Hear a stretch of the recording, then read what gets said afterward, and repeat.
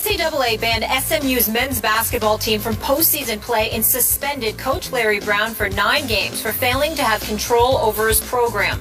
The school will also lose 9 scholarships and be placed on 3 years probation. SMU has made the same amount of NCAA tournament appearances won in 3 seasons under Brown as it did over the previous 22 seasons combined. SMU is expected to be a preseason top 25 team this season and contend for the American Athletic regular season title. I am overwhelmingly disappointed for our players and the SMU community that the NCAA has decided to punish them as a result of the unfortunate actions of one staff member who provided inappropriate help to one of our players. The NCAA's new rules dictate as head coach I am responsible for every member of our basketball staff. I accept that responsibility, but do not accept the appropriateness of the punishment.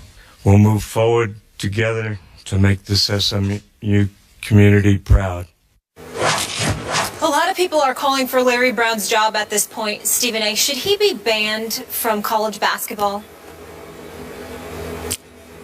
No, he should not.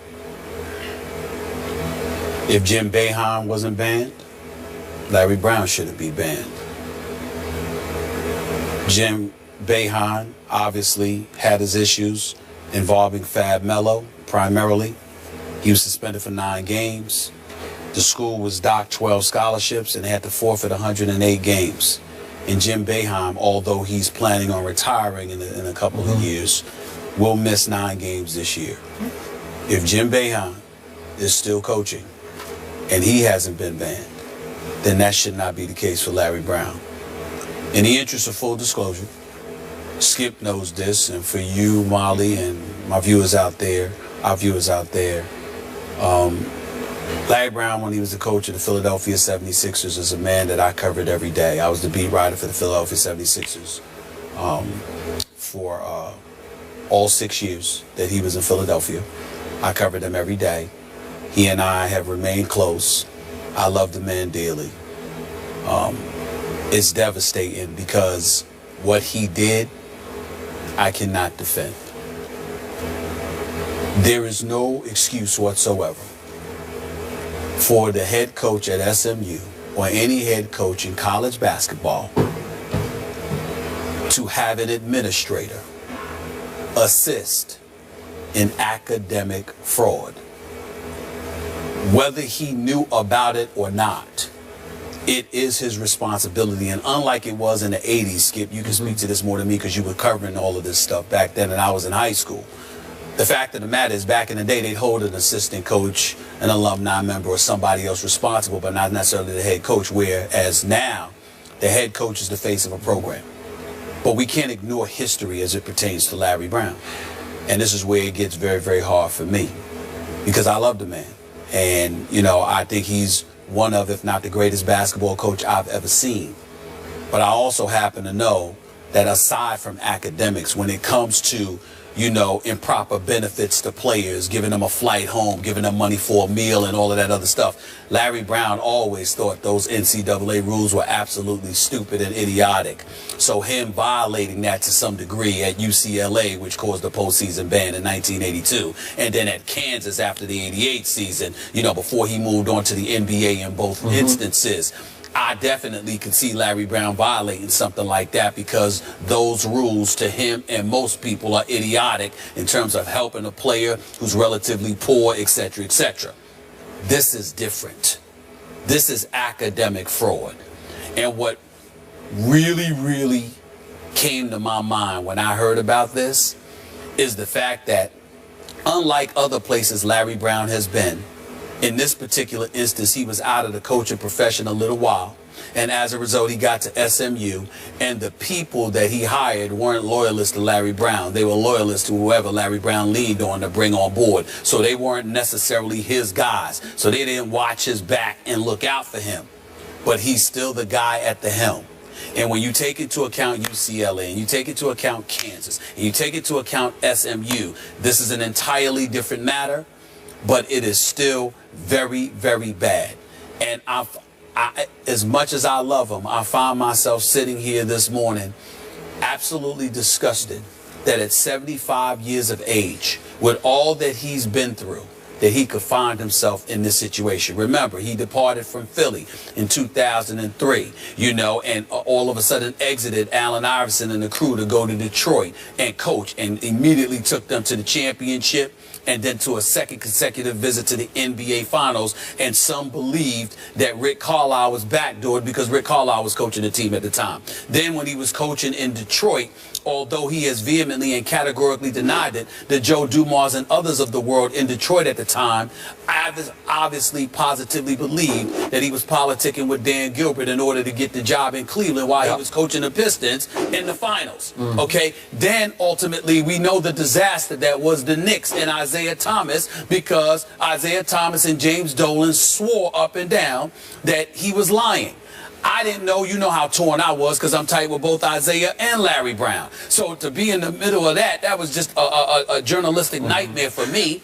And then after that, he goes to Charlotte, knowing that Michael Jordan is trying to build a fan base with the Charlotte Bobcats. Larry Brown literally was quoted as saying, in the midst of Michael Jordan trying to build a season ticket base, oh, I wouldn't play for this, I wouldn't come watch this team if I were the fans. We're awful. I mean, naturally, Michael Jordan called him in the next day. Michael Jordan didn't even fire him. He just looked at him and said, you know what time it is. You know. There's nothing to talk about because you got to go. Okay. So knowing all of this and knowing that you were out of the game for a while, where you're sitting there and living at Villanova, watching Jay Wright's practices, driving a great Jay Wright crazy because he loves Larry Brown, but good Lord, he was there every day, to turn around after all of that and to get this opportunity.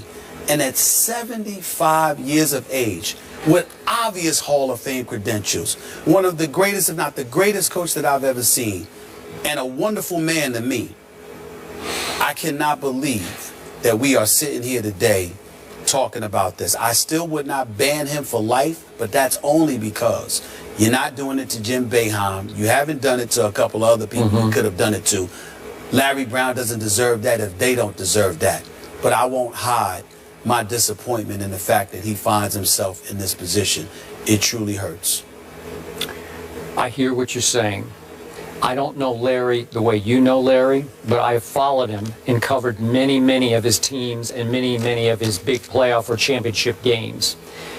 I have proclaimed him on this show the greatest basketball coach ever, but I'm combining college and pro. Is he not the turnaround master?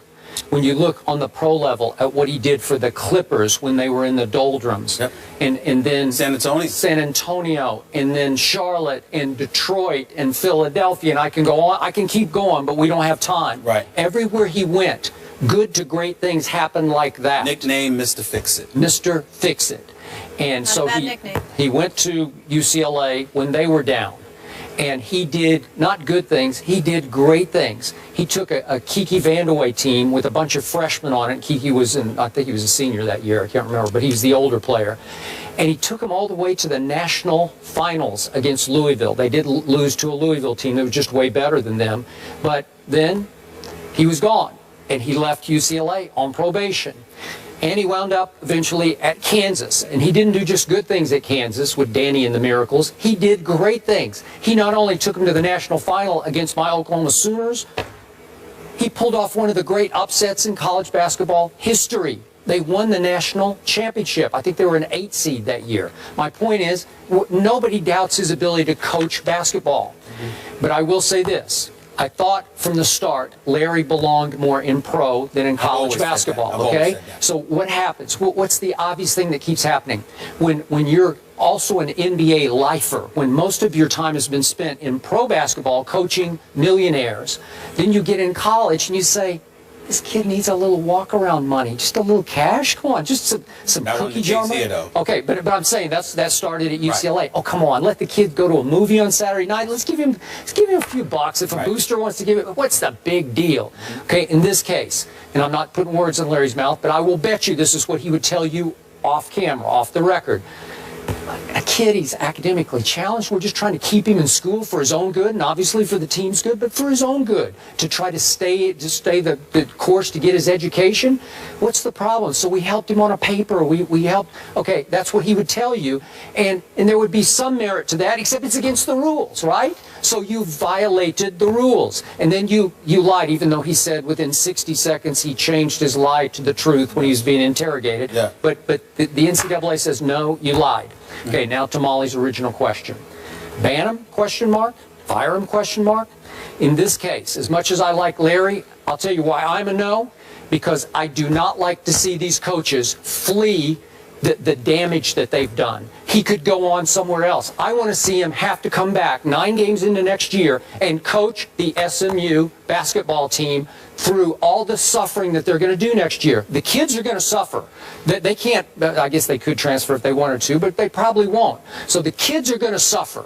The fans are going to suffer next year because they can't play in anything postseason. So there's not even any NIT, and this team is going to be pretty good. Yeah. Could it be an NCAA a team that factor? Was a program that from 1988 well, that's what I'm saying, yeah. 2012 won 46% of their game to make one NCAA tournament. Okay, he's Mr. Fix-It. We know that. And if he'd gotten Moutier, obviously Moutier would now be in pro basketball, but still, if he'd gotten him for that 1 year last year, look out. He might have made a run. He might have made a Final Four run. That's how good he is. But now I want to see him get punished the way the school and the fans and the players are going to get punished.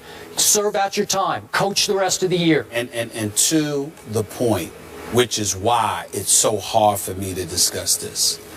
Assistant coaches do stuff all the time that head coaches don't know about. Boosters, alumni members, they all do that. And a lot of times the coaches don't know, okay? But here's where Larry Brown can't shake this. A secretary, an administrator was helping somebody with their grades. Keith Frazier.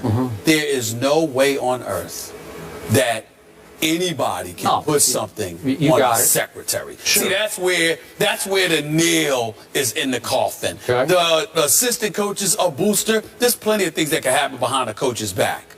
But not when the coach's secretary, the administrator, is there's no way anybody's buying that. So, bottom line, how much does this stain his legacy? I think it's a devastating blow because even though I didn't believe that he wouldn't go back in the pros, I think this is a reminder to the basketball world that the word drama and Larry Brown are consistently associated with one another.